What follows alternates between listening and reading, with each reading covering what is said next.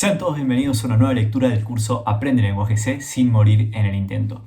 En esta nueva lectura vamos a ver cómo se declaran las constantes en lenguaje C. Si se recuerdan, ya habíamos hablado de cuáles eran las diferencias que había entre una variable y una constante. Habíamos dicho que ambas eran reservas de memoria donde íbamos a almacenar datos, pero la diferencia principal era que en las variables podíamos cambiar el valor o la información almacenada, y en las constantes no podíamos modificar ese valor. También en el video pasado vimos cómo se declaran las variables y ahora vamos a ver cómo se declaran las constantes.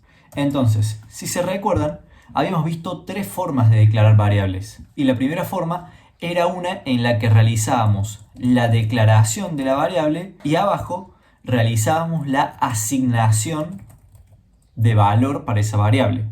Entonces, en la declaración poníamos, si queríamos una variable de tipo entera, poníamos int número, punto y coma, y luego en la asignación le asignábamos un valor a ese número.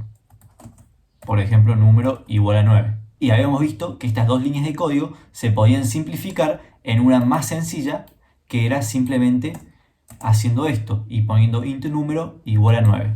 Genial. Entonces, acá estamos declarando y asignando a nuestra variable. Pero, ¿cuál es la sintaxis entonces para declarar una constante? Bueno, es muy sencillo. Lo único que tenemos que hacer es, antes de escribir el tipo de dato, en este caso int, tenemos que poner la palabra reservada const. De esta forma, lo que le estamos diciendo al lenguaje C es que número va a almacenar un valor constante y ese valor va a ser el 9. Luego, si nosotros intentamos modificarle el valor a número, por ejemplo, poniendo número igual a 5, nos va a tirar un error el compilador, ya que no podemos modificar el valor de una constante. Si compilamos este código, vamos a ver que nos va a tirar un error. Y dice, error assignment of read-only variable número. Que básicamente lo que quiere decir en español es error, estamos asignando una variable de solo lectura.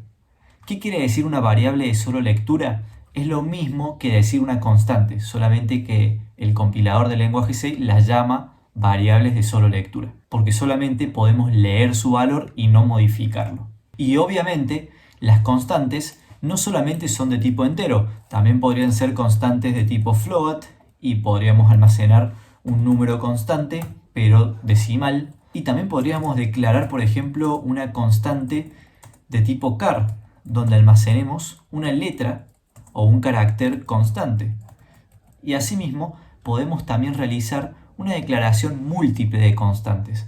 Habíamos visto que podíamos declarar muchas variables en una misma línea. Bueno, lo mismo sucede con las constantes. Podríamos poner una constante entera llamada número 1 y le asignamos el valor 1. Otra constante llamada número 2 y le asignamos el valor 2. Y otra constante más llamada número 3 y le asignamos el valor 3. Bueno, estas tres líneas de código podrían simplificarse en una sola línea con una declaración múltiple de constantes. Y poner const int número 1 igual a 1 y luego poner coma número 2 igual a 2. Ponemos otra coma y le decimos que número 3 va a ser igual a 3. Y por último ponemos un punto y coma para finalizar la instrucción. Y así es como declaramos tres constantes de tipo entero. Y como ya se dijo antes, estos valores no pueden modificarse. Van a quedar por el resto del programa. Así que bueno, eso es todo lo que vamos a ver en esta lectura. Es bastante sencillo.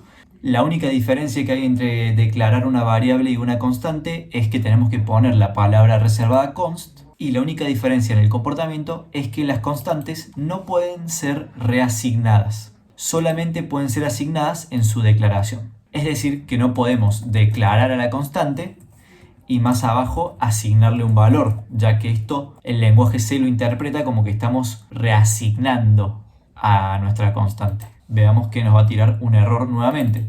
Nos dice error assignment of read-only variable. Nuevamente estamos reasignando la variable. Así que hasta acá va a ir la lectura. Espero que haya quedado muy claro y nos vemos en el siguiente video. Adiós.